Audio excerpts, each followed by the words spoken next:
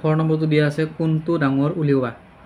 ইয়াৰে আমি এই সংখ্যাটো আৰু এই সংখ্যাটোৰ ভিতৰত কোনটো ডাঙৰ হয় সেইটো উলিয়াব দিছে।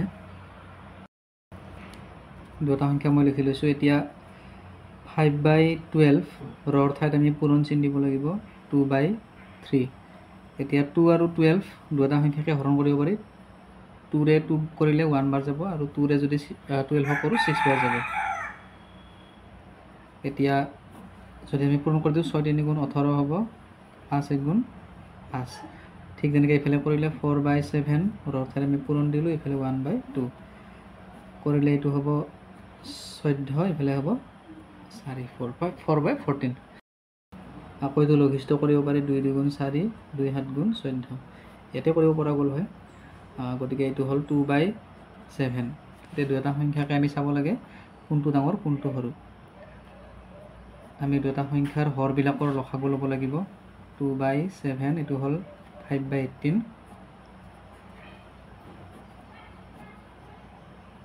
ঠিক আছে, এতিয়া আমি 5/18 লিখি ল'ম ইয়াত। এইটো হ'ল 2/7 মাল্টিপ্লাই কৰিম কিবা এটা সংখ্যা 18 আৰু 7। 18 আৰু 7ৰ আমি লসাগু ল'ব লাগিব। 18 আৰু 7ৰ লসাগু কি হ'ব? সিহঁতৰ পূৰণফলটোৱেই হ'ব। পূৰণ কৰিলে কিমান হ'ব? পূৰণ কৰিলে হ'ব 126। অৰ্থাৎ 18 আৰু 7ৰ লসাগু হৈছে 126। এতিয়া 18ৰ লগত আমি কি মাল্টিপ্লাই কৰিছোঁ যে 126 পালোঁ, সেইটো হ'ল 7। আমি 5ৰ লগত 7 মাল্টিপ্লাই কৰিম। ঠিক তেনেকৈ 7ৰ লগত কি মাল্টিপ্লাই কৰিলে 126 পালোঁ, সেইটো হ'ল 18। আমি 18টো ইয়াৰ লগত মাল্টিপ্লাই কৰিম। গতিকে 7 আৰু 5 মাল্টিপ্লাই কৰিলে হৈ গ'ল 35। 18 আৰু 2 মাল্টিপ্লাই কৰিলে 36। এতিয়া কোনটো ডাঙৰ হ'ল কোনটো সৰু হ'ল আমি গম পাই গ'লোঁ। 36টো ডাঙৰ হ'ব, 35টো সৰু। 36টো আচলতে কাৰ আছিল? এই সংখ্যাটোৰ। আৰু এই সংখ্যাটো কাৰ আছিল?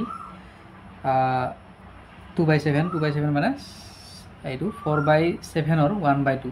গতিকে এই সংখ্যাটো হৈছে ডাঙৰ, এই সংখ্যাটো সৰু।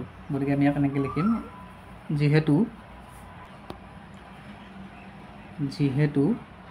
36/126 is greater than 35/126, সেইবাবে কি হ'ব? এই 36/125টো আচলতে কাৰ আছিল? 2/7। তো 2/7টো আচলতে কাৰ আছিল? আকৌ 4/7ৰ 1/2, এইটো হ'ব ডাঙৰ। আৰু এইটো আছিল 35/126ৰ বাবে আছিল 5/12ৰ 2/3। গতিকে এইটো সৰু হ'ব। এনেদৰে আমি কোনটো সৰু কোনটো ডাঙৰ সেইটো উলিয়াব পাৰোঁ। এতিয়া আমি 2 নম্বৰটো কৰিব ওলাইছোঁ। এই মিশ্ৰ ভগ্নাংশটো প্ৰথমতে অপ্ৰকৃত কৰি ল'ম। 5 × 4 = 20 যোগ কৰিলে 22 হ'ব। ৰৰ ঠাইত আমি পূৰণ দিম, এতিয়া 1/5 হ'ব। ঠিক তেনেকৈ এইফালে কৰিলে 7 × 3 = 21, 21 × 4 = 25। ৰৰ ঠাইত আমি পূৰণ দিম, এইটো হ'ব 1/3। এইখিনি পূৰণ কৰিলে হ'ল 25, এইটো হ'ব 22। এইফালে 7 × 3 = 21 আৰু এইফালে হ'ব 25। এতিয়া আমি দুয়োটা ভগ্নাংশ তুলনা কৰিব লাগিব কোনটো ডাঙৰ কোনটো সৰু। তাৰ বাবে আমি দুয়োটা সংখ্যাৰ হৰকেইটা লসাগু ল'ব লাগিব। এটা হৈছে 22/25, এটা হৈছে 25/21। গতিকে দুয়োটা সংখ্যাৰ আমি লসাগু ল'ব লাগিব। এটা হৈছে 22/25, 25/21।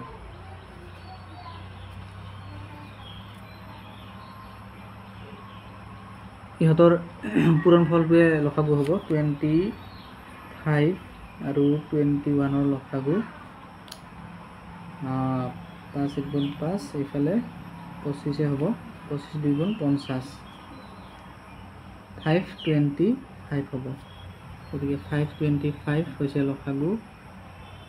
এতিয়া 25ৰ লগত 21 মাল্টিপ্লাই কৰিলে আমি 525 পাওঁ। ঠিক তেনেকৈ 21ৰ লগত 25 মাল্টিপ্লাই কৰিলে 525 পাওঁ। ইয়াতে আমি 21 মাল্টিপ্লাই কৰিব লাগিব, ইয়াতে 25 মাল্টিপ্লাই কৰিব লাগিব। গতিকে 22 আৰু 21 যদি আমি মাল্টিপ্লাই কৰোঁ তেতিয়াহ'লে কি পোৱা যাব? 2 × 2 2 দুগুণ 4 এফালে 42 পোৱা যাব আৰু 2 6 4 462 পোৱা যাব ইয়াত আৰু 25 মাল্টিপ্লাই কৰিলে 625 এতিয়া আমি গম পালোঁ যে কোনটো ডাঙৰ কোনটো সৰু 625টো নিশ্চয় ডাঙৰ 462টো সৰু গতিকে ইয়াৰ বাবে কোনটো সংখ্যা আছিল এইটো যে 3 সমস্ত 7 ভাগৰ 4ৰ 3 ভাগৰ 1 গতিকে আমি লিখিব পাৰোঁ যে যিহেতু 625 divided by 525 is greater than 462 divided by 525 এতেকে এই সংখ্যাটো আছিল ইয়াৰ বাবে গতিকে 3 সমস্ত 7 ভাগৰ 4ৰ 3 ভাগৰ 1 টো ডাঙৰ হয় আৰু 4 সমস্ত 5 ভাগৰ 2ৰ 5 ভাগৰ 1 টো সৰু হয় আমি এনেকৈ দুটা সংখ্যাক তুলনা কৰিব পাৰোঁ 3 নম্বৰ কুৱেশ্যনটো আছে এইটো ইয়াক আমি প্ৰথমতে মিশ্ৰৰ পৰা অপ্ৰকৃত কৰি ল'ম 4 3 গুণ 12 একে 13 হ'ব ৰৰ ঠাইত আমি পূৰণ দিম এইটো ঠিক ৰাখিব ঠিক যেনেকৈ এইটো 4 3 গুণ 12 একে 13 হ'ব পূৰণ 1/9 এতিয়া আমি কাটাকাটি কৰিব পাৰোঁ 2 এগুণ 2 2 2 গুণ 4 এইফালে আমি কাটাকাটি কৰিব নোৱাৰোঁ গতিকে কেনেকৈ থাকিল এইটো 13 হ'ব 13 এগুণ 13 আৰু এইফালে 9 2 গুণ 18 ঠিক তেনেকৈ ইয়াত 9 3 গুণ 27 আৰু এইফালে 13 এগুণ 13 এতিয়া আমি দুটা ভগ্নাংশৰ হৰবিলাকৰ লসাগু ল'ব লাগিব 18 আৰু 27 18 আৰু 27ৰ লসাগু 3 ৰে যাব 3 6 গুণ 18 3 9 গুণ 27 আকৌ 3 ৰে গ'লে 3 2 গুণ 6 3 3 গুণ 9 এতিয়া আৰু হৰণ নাযায় গতিকে বাহিৰত থকা সংখ্যাবিলাকৰ পূৰণফলটো আমাৰ লসাগু হ'ব 3 × 3 × 2 × 3 3 3 গুণ 9 9 গুণ 27 27 আৰু 2 পূৰণ কৰিলে হ'ব আমাৰ 7 2 গুণ 14 4 হাতে গ'ল 1 2 গুণ 4 5 54 গতিকে 18 আৰু 27ৰ আমি লসাগুটো পাইছোঁ 54 আমি দুটা সংখ্যা যদি তুলনা কৰিব যাওঁ 13/18 আৰু 13/27 13/18 13/27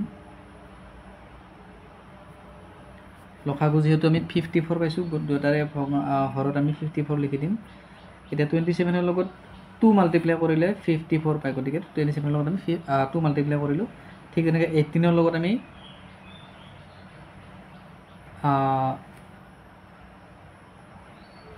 18ৰ লগত 3 মাল্টিপ্লাই কৰিলে 54 পাম গতিকে 13ৰ লগতো 3 মাল্টিপ্লাই কৰিম এতিয়া 13 × 3 মানে 39 ঠিক তেনেকৈ 13ৰ লগত 12 2 মাল্টিপ্লাই হ'লে 26 এতিয়া আমি গম পালোঁ যে 39/54টো ডাঙৰ হয় 26/54টো সৰু গতিকে এই সংখ্যাটো আছিল ইয়াৰ গতিকে আমি লিখিব পাৰোঁ যিহেতু 39/54 is greater than 26/54 এতেকে 3 সমস্ত 4 ভাগৰ 1ৰ 9 ভাগৰ 2টো ডাঙৰ হ'ব আৰু 4 সমস্ত 3 ভাগৰ 1ৰ 9 ভাগৰ 1টো সৰু হ'ব ইয়াতে আমাৰ উত্তৰটো শেষ 4 নম্বৰটো কৰিব ওলাইছোঁ এইটো 4ৰ 4 হয়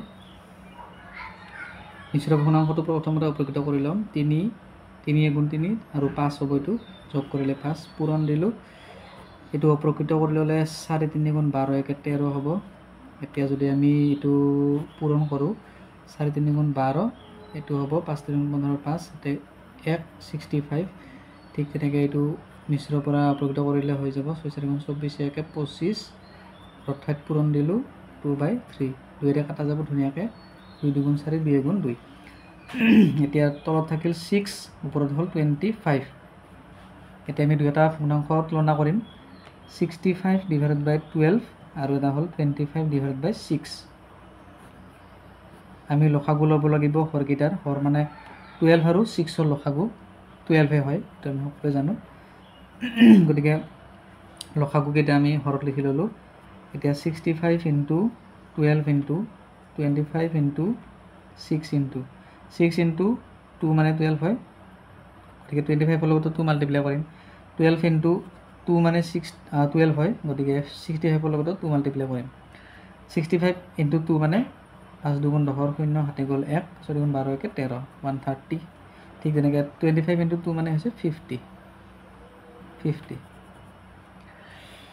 এতিয়া আমি গম পালোঁ যে 130টো ডাঙৰ হয় আৰু 50টো সৰু। সেইকাৰণে লিখিব যিহেতু 130 divided by 12 is greater than 50/12, সেইবাবে 130টো আছিল আমাৰ এই সংখ্যাটো, 1 সমস্ত 3 ভাগৰ 2ৰ 3 সমস্ত 4 ভাগৰ 1, গতিকে 1 সমস্ত 3 ভাগৰ 2ৰ 3 সমস্ত 4 ভাগৰ 1টো ডাঙৰ হ'ব আৰু 6 সমস্ত 4 ভাগৰ 1ৰ 3 ভাগৰ 2টো সৰু হ'ব। ইয়াতে আমাৰ গণিতটো শেষ।